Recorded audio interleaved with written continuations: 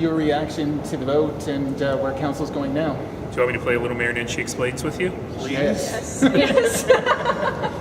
So council did what council does today, which was very much say, okay, we endorse the idea of lower speed limits on residential roads. We don't know whether it should be 40 or 30.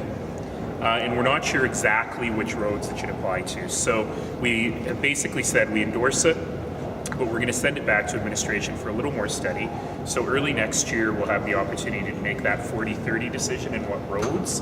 And then by the end of next year, we'll have an implementation plan to look at if council doesn't change its mind.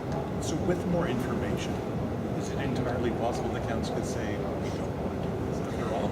It's an interesting question because the wording today was very deliberate, and it was the council endorses the idea. So we do want to do it. The question is how and where.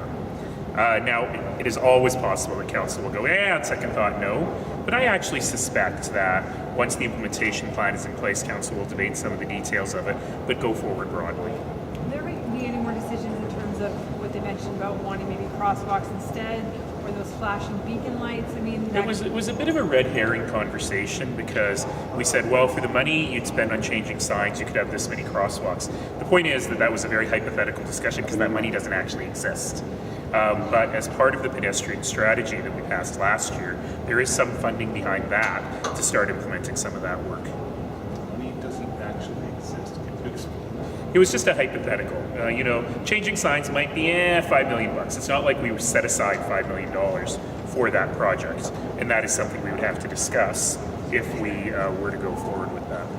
Any concerns that maybe the public engagement process could do it? Entirely possible, though. When we changed the playground zones, I'll remember that was a 14-1 vote. I was the one.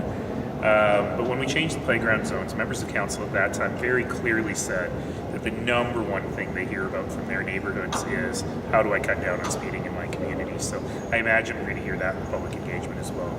Do you foresee a lot of signs being added, changed, because we don't generally have 50 unless otherwise posted signs around the city? That's a really important question. The reason we're able to have this debate now and we were never able to have it before is because before we did not have the power to change the unposted limit.